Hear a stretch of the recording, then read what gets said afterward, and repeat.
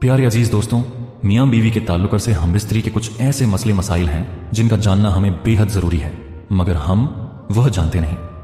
क्यों? क्योंकि दीनी किताबें हम पढ़ते नहीं और आलिम या हाफिज से पूछने में हमें शर्म आती है। मगर अजीब बात है कि मसला पूछने में तो हमें शर्म आती है, लेकिन वही गैरत और वही शर्म उस वक्त कहाँ मर जाती है जब दूल्हा अपने दोस्तों को और दुल्हन अपनी सहेलियों को अपनी पहली रात की पूरी कहानी सुनाते हैं। खैर, ये सब दुनियावी बातें हैं, इनसे हमें बचना चाहिए। हम बिस्तरी के ताल्लुक से कुछ ऐसे काम हैं प्यारे अजीज दोस्तों जो हमारे घर की खुशियों को उजाड़ देते हैं, हमारी औलादों को तबाह, हलाक और बर्बाद कर देते हैं। इन कामों से भी हमें बचना चाहिए। दिल से इस वीडियो पर एक लाइक कर दें। आइए दोस्तों, अब हम जान लेते हैं हम बिस्तरी के कुछ खास मसले मसाइल।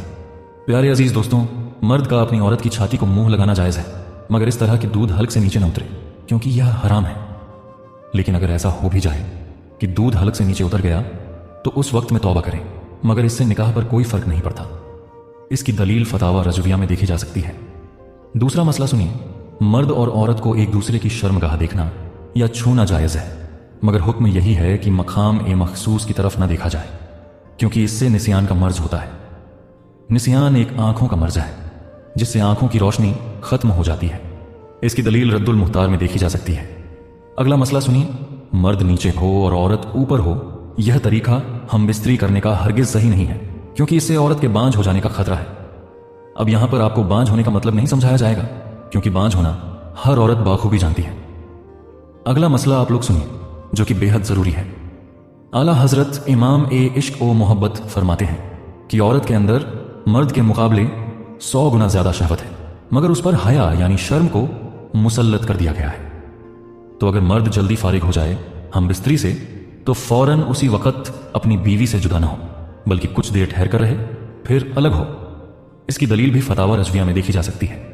अगला मसला सुनिए, अगर उस कमरे में जहां हम बिस्तरी की जा रही है वहां कुरान की आयत लिखी हुई है, अक्सर ऐसा होता है कि कुरान की आयत के नक्श या काबा शरीफ का या मदीना शरीफ का नक्श हमारे कमरों में जहां तहां लगे होते हैं, तो जब तक उस पर कोई कपड़ा न डाला जाए उस कमरे में सोहबत करना या हम बिस्तरी करना या बरहना होना बेअदबी है।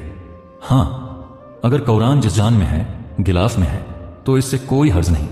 और यही बात प्यारे अजीज दोस्तों, किबला रुख होकर हम बिस्तरी करना भी सख्त मना है, और शायद यही वह वजह है जिसकी वजह से हमारे घरों से खुशियां उठ जाती हैं और घरों में नहूसतें आ जाती हैं। हुजूर सैयदना इमाम मोहम्मद गजाली रहमतुल्लाह ताला अलैहि फरमाते हैं कि हम बिस्तरी के आदाब में से एक अदब यह भी है कि किबले यानी काबा शरीफ की तरफ मुंह न हो।